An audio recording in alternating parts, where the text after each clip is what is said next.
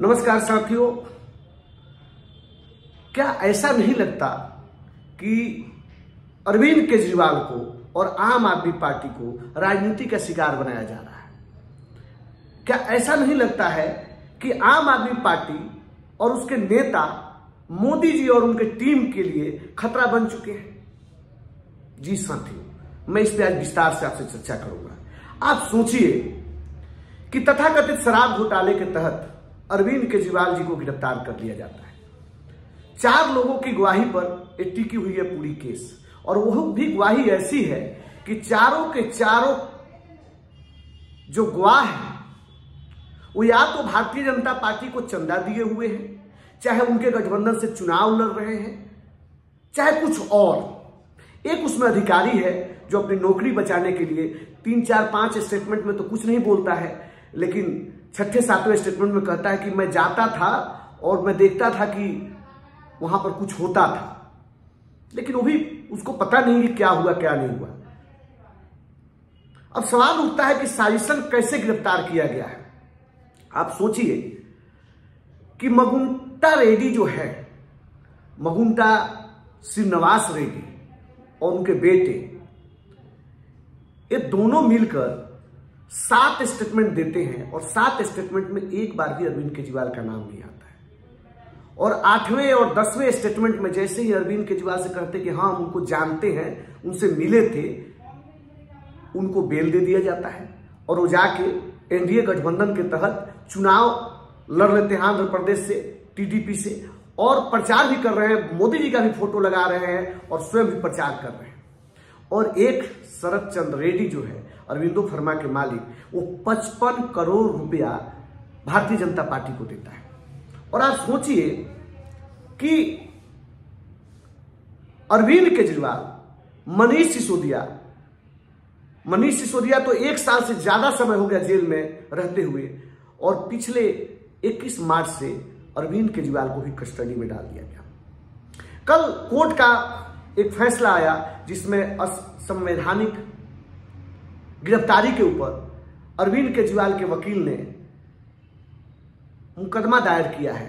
उस पर जो जज बैठी थी महोदया, उन्होंने जजमेंट सुनाया और उन्होंने कहा कि नहीं, इनको अभी जेल में रखा जाएगा। उनके बहुत सारे बयान हैं, बहुत सारी चीजें होती है। सवाल यहां से खड़ा होता है, आगे भी लड़ाई लड़ेगी आम आदमी पार्टी, आज सुप्रीम कोर्ट में जा रही है। सवाल यहां खड़ा होता है कि कल ही के डेट में 2 घटनाएं घटी। एक नेता जो भारतीय जनता पार्टी में जाके जुड़ जाता है, उसको वही कोर्ट निर्दोष साबित करता है और वह छूट जाता है, उसके सारे केस बंद कर दिए जाते हैं। और कल सुप्रीम कोर्ट के एक बेंच ने इसी तरीके का घोटाला छत्तीसगढ़ के तब के तत्कालीन मुख्यमंत्री भूपेश बघेल जी पर लगाया था। कल उसको क्लीन चिट दे दिया सुप्रीम कोर्ट ने, कहा कि नहीं, ये राजनीतिक साजिश है और इसमें कहीं भी ट्रेल नहीं हुआ है और इसमें कुछ भी गलत नहीं है। आखिर सुप्रीम कोर्ट से हमको न्याय मिल गया। साथियों, आप सोचिए कि एक गवाह, चाहे कोई आरोपी, जब जेल में बंद होता है तो वह चाहेगा कि उसकी जान बच जाए। और यह सेम कहानी दिल्ली के तथाकथित शराब घोटाले के सभी गवाहों के साथ लागू होता है। जब 6, 7, 8 स्टेटमेंट में वो नाम नहीं लेते हैं तो जबरन उनसे नाम दिलवाया जाता है, और जब नाम दे देते हैं तो उनको छोड़ दिया जाता है, उनको एक तरीके से सरकारी गवाह बनाकर और उनको जमानत पे छोड़ दिया जाता है। अब सोचिए कि वही जो साजिश करता है, जो कह रहे हैं कि जिन्होंने घोटाला किया उसको आप छोड़ रहे हैं, और आप वो जो घोटालेबाज जो आरोप लगा रहा है कि नहीं फलाने के कहने के कारण ऐसा हुआ, उससे आप उसको, वो भी कह नहीं रहा है कि हमने उनको कुछ किया है, वो यह कह रहा है कि हम उनसे मिले थे, तो उनको जेल में डाल दिया जाता है। क्या इस देश के अंदर लोकतंत्र खत्म हो चुका है?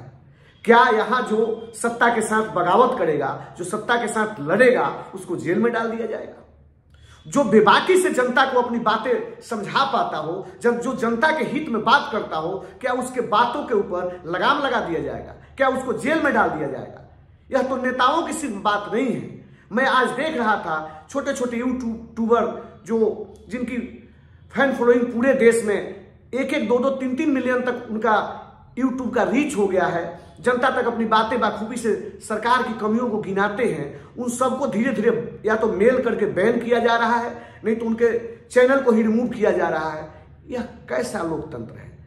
यह कैसा लोकतंत्र है जहां देश में लोकसभा का चुनाव हो रहा है और मोदी जी सीधे एक चुनाव जब लड़ा जाता है उस समय एक संविधान काम करता है चुनाव आयोग का, और कहा गया उसमें बाबा साहब भीमराव अम्बेडकर के संविधान में कि चुनाव के समय में कोई धर्म का नाम नहीं ले सकता, कोई जाति विशेष का नाम नहीं ले सकता, और खुलेआम भारत के प्रधानमंत्री धर्म का नाम ले रहे हैं, संप्रदाय का नाम ले रहे हैं, और इनके प्रत्याशी तो भगवान की मूर्तियां लेके भी घूम रहे हैं, राम की मूर्तियां लेके घूम रहे हैं, और चुनाव आयोग तो उस पर चुप होता है। और जब टीएमसी के नेता, चाहे आम आदमी पार्टी के नेता, चाहे कांग्रेस के नेता, जब वो कंप्लेन करने जाते हैं तो उल्टा उन्हीं के ऊपर मुकदमा ठोक दिया जाता है। और जैसे हम लोगों ने कल देखा कि परसों किस तरीके से टीएमसी के नेताओं को जो वहां गए थे बात रखने के लिए, और जब नहीं सुन रहे तो धरने में बैठे उनको उठाकर जेल में डाल दिया गया।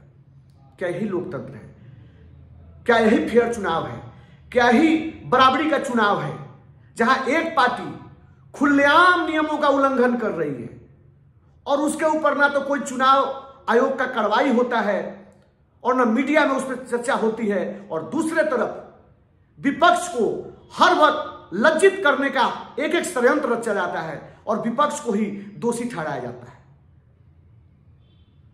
सत्ता में जो 10 साल से बैठा है उससे कोई सवाल नहीं कर पा रहा है, और जो सवाल पूछता है उसको या तो चुप करा दिया जाता है तो उसको जेल में डाल दिया जाता है। ये कैसा लोकतंत्र है? क्या हम चाइना के तरह लोकतंत्र स्थापित करने नहीं जा रहे हैं? क्या हम कोरिया की तरह लोकतंत्र स्थापित करने नहीं जा रहे हैं? क्या हम रूस की तरह लोकतंत्र स्थापित करने नहीं जा रहे हैं, जहां सिर्फ और सिर्फ जो एक आदमी बोलता है वो सत्य और बाकी देश के जितने लोग बोलते हैं वो सब असत्य? जो साहब ने बोल दिया वो सत्य है और जो दूसरे लोग बोल रहे हैं वो सारे के सारे असत्य हैं। क्या देश के 140 करोड़ आबादी सब की सब झूठी है? जो बातें उठा रही हो सब झूठ है? क्या मणिपुर में महिलाओं के साथ दुराचार नहीं हुआ? क्या पूर्व सैनिक के पत्नी को नंगा नहीं घुमाया गया? क्या युवाओं को अग्निवीर नहीं बनाया गया? क्या लद्दाख के अंदर वांचू जी ने जो आंदोलन खड़ा किया है 20 दिनों 21 दिनों तक जिन्होंने अनशन किया, जो बातें पूछ रहे वो जायज नहीं है? क्या देश के अरुणाचल के अंदर लगभग हजारों गांवों का नाम चाइना ने बदल दिया? क्या यह गलत है? उस पर जवाब मोदी जी को नहीं देना चाहिए? क्या देश के अंदर कई अरब रुपए का फर्जीवाड़ा चंदे के माध्यम से भारतीय जनता पार्टी करती है, मोदी जी करते हैं, नड्डा जी करते हैं, क्या इस पर चर्चा नहीं होना चाहिए? जो पिछले 10 सालों में मोदी जी ने जो जो वादे किए थे और वो वादा पूरा नहीं कर पाए, क्या उस पर चर्चा नहीं होना चाहिए? क्या भारतीय जनता पार्टी और केंद्र में बैठी सत्ता जो है वह कोई भी कुकर्म करे तो उस पर मीडिया में चर्चा नहीं होना चाहिए, उस पर डिबेट नहीं होना चाहिए? क्या हम लोग हमारे देश के लोग इतने नासमझ हो गए हैं कि उस चीजों को नहीं समझ पा रहे हैं कि किस तरीके से सत्य को दबाया जा रहा है और असत्य को आगे प्रोजेक्ट किया जा रहा है? मीडिया में बैठे पत्रकार जिस तरीके से भाषा का प्रयोग करते हैं विपक्षियों के लिए, ऐसे तो कोई दुश्मन भी किसी दुश्मन के लिए प्रयोग नहीं करता है। मीडिया को तो माना जाता है कि लोकतंत्र का चौथा स्तंभ है, लेकिन आज वही मीडिया कहीं ना कहीं गोदी मीडिया बन गया है और सिर्फ एक पक्ष की बात करते हैं। किसी भी संविधान में, किसी भी अदालत में, किसी भी जहां पे फैसला सुनाया जाता है उस संस्था में दोनों पक्ष की बातें बराबर सुनी जाती है और इसके बाद निर्णय किया जाता है। लेकिन जैसे ही आम आदमी पार्टी के लिए कोई भी गलत न्यूज आता है उस पर मीडिया जैसे ऐसे प्रोजेक्ट करने लगती है जैसे लगता है कि देश के सबसे बड़ा देश को जो खतरा है वो आम आदमी पार्टी से है। क्या गरीबों को मुफ्त में इलाज देना देश के लिए खतरा है? क्या गरीब बच्चों को मुफ्त में शिक्षा देना खतरा है? क्या महिलाओं को बस में मुफ्त यात्रा कराना देश के लिए खतरा है? क्या गरीबों को मुफ्त में बिजली देना खतरा है? क्या बुजुर्गों को 30,000-2500 पेंशन देना देश के लिए खतरा है? क्या युवाओं को रोजगार के लिए बात करना देश के लिए खतरा है? क्या गली गली में सुरक्षा के लिए सीसीटीवी कैमरा लगवाना खतरा है? क्या पॉल्यूशन पे जो काम कर रहा है उसको काम करने नहीं दिया जाता, वो देश के लिए खतरा है? क्या गरीबों के घर में राशन पहुंच जाए, इसको पहुंचा देने से देश को खतरा हो जाएगा? हमको तो यही समझ में नहीं आता कि एक तरफ जो लोग बड़े बड़े कंपनियों से मिलकर नकली दवाइयां देश में बनाने वाले कंपनियों के साथ मिलकर, खराब रोड बनवाने वाले कंपनियों के साथ मिलकर रिश्वत लेते हैं और देश को लूटते हैं, उनके ऊपर कोई कार्रवाई नहीं होती है। और जो स्कूल अस्पताल की बात करता है, गरीबों को सहूलियत देने की बात करता है, उसके नेताओं को जेल में डाला जाता है और उसको इस तरीके से ट्रीट किया जाता है कि जैसे वह देश का सबसे बड़ा खतरा और सबसे बड़ा आतंकवादी वही है।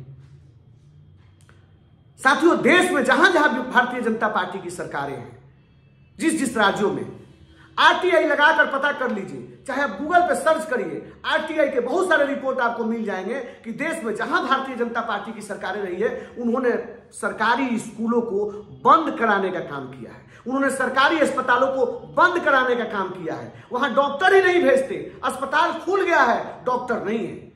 जब मैं बिहार में दौरा पे था, मैं चंपारण के बहुत सारे ऐसे क्लिनिकों में पहुंचा, बिहार के सारण के, गोपालगंज, मतलब अलग अलग जिला में मैं पूरा पश्चिम उत्तर दक्षिण सभी जिलों में घूमता रहा और जहां भी जाता था मैं देखता था कि अस्पताल है, बाहर से रंग रोहन भी बहुत अच्छा है और अंदर कुछ भी नहीं है, ना इंस्ट्रूमेंट है, ना डॉक्टर है, ना रोगी आते हैं, ना इलाज होता है, लेकिन आंकड़ों में वो अस्पताल चल रहा है। तो जो सरकारें देश में युवाओं को अग्निवीर बना रही है, आतंकवादियों के साथ हाथ मिलाती है, ये तो पुलवामा की जो घटना है, उन्हीं का राज्यपाल सत्यपाल मलिक जी तो आरोप लगाते हैं कि मोदी जी और उनके सरकार का सोचा समझी साजिश था। तो उनके ऊपर कोई कार्रवाई, कोई जांच नहीं होगी। और देश की जो कंपनियां हैं, सीबीआई हो, ईडी हो, एनआईए हो, इनकम टैक्स हो, पुलिस हो, सारे जो संगठन हैं, वो सारे सिर्फ विपक्षियों को चुन चुन के उनको ठीक करने पर लगे हैं। अरे विपक्षी तो सवाल उठाते हैं, सवाल तो सत्ता से ही पूछा जाता है ना, जो सत्ता में रहेगा हम उसी से तो पूछेंगे। जो सत्ता में बैठे लोग हैं उनसे सवाल किया जाएगा, जो उनको काम दिया गया था। ये तो पहले बार देश में ऐसा हो रहा है कि काम करने जो कर रहा है गलत या सही, उससे सवाल नहीं पूछा जा रहा है, जो नहीं करते हैं उनको जेल में डाला जा रहा है, चोरी करने वालों को छोड़ा जा रहा है। अरे 2G घोटाला हुआ था और मोदी जी केंद्र में आ गए, तो अब तो 5G घोटाला हो गया है। तो प्रमाण मिल गया कि एयरटेल वालों के साथ मिलकर किस तरीके से आपने नियम में बदलाव किया और 2 अरब 36 करोड़ रुपया आपने चंदा लिया। यह तो प्रमाण मिल गया कि किस तरीके से आप बाबा रामदेव जी के साथ मिलके आप गलत दवाओं का देश में प्रोजेक्शन करवा रहे थे। आपके तत्कालिक स्वास्थ्य मंत्री, उस समय के बड़े मंत्री और आप लोग मिलकर बाबा रामदेव के दवाइयों को प्रोजेक्ट कर रहे थे और वो सारी दवाइयां फर्जी निकली, कोर्ट के द्वारा फटकार लगा और आज उस पर केस चल रहा है। किस तरीके से आपने कोरोना के वैक्सीन बनाने वाले कंपनी का टेस्ट भी नहीं होता है, उस वैक्सीन को जनता को आपने दिलवाने का काम किया और उस कंपनी से आपने चंदा लिया और वो वैक्सीन आज देश में यह तहलका मचा रहा है कि कब किसको हार्ट अटैक आ जाएगा किसी को पता ही नहीं है। और अमेरिका और फ्रांस के बड़े बड़े रिसर्चरों ने यह दावा किया है कि वो गलत दवाई के कारण लोगों का हार्ट अटैक का घटनाएं बढ़ गई है। तो फर्जीवाड़ा तो आपने किया है। साथियों, यह देश का दायित्व बनता है, देश के नागरिकों का दायित्व बनता है कि इस समय विकट परिस्थिति में सत्य को सत्य की नजरों से देखें, थोड़ा वह आंखों पर लगे हुए पर्दे को हटाएं और निष्पक्षता से किसी बात को समझने की कोशिश करें। उस निष्पक्षता से समझिए और इसके बाद जिसको वोट देना है आप वोट दीजिए। क्योंकि जीवन में पिछले 5 सालों से आपने किसी लोकसभा प्रत्याशी को नहीं चुना होगा। 5 सालों में मात्र एक बार आपको एक प्रत्याशी चुनने का मौका मिलता है। लोकतंत्र का सबसे बड़ा पर्व है। आपके वोट से ही कोई चुना जाता है। और वोट आप किसको दे रहे हैं? बहुत सारे लोग दावा कर रहे हैं कि मोदी नहीं तो कौन, मोदी नहीं तो कौन। अरे जब किसी के घर में आग लगी हो तो पूछेगा कि दूसरा घर कौन जहां पे मैं निकल के चला जाऊं। अरे घर में आग लगी है तो घर से पहले निकलना जरूरी है। घर से जब निकलिएगा तब आप ढूंढिएगा कि किस घर में रहना है। अभी घर से निकलना जरूरी है क्योंकि इन्होंने पूरे देश को एक सांप्रदायिकता और तानाशाह के आग में झोंक दिया है। खुद चोरी करते हैं और सीना जोरी करते हैं। तो साथियों, ये लड़ाई हम सबको मिलकर लड़नी पड़ेगी और अरविंद केजरीवाल उसी लड़ाई को उनकी टीम मजबूती के साथ लड़ रही है। आप भी आइए और हमारे साथ मिलकर हम दोनों इस देश को बचाते हैं। नमस्कार, जय हिंद।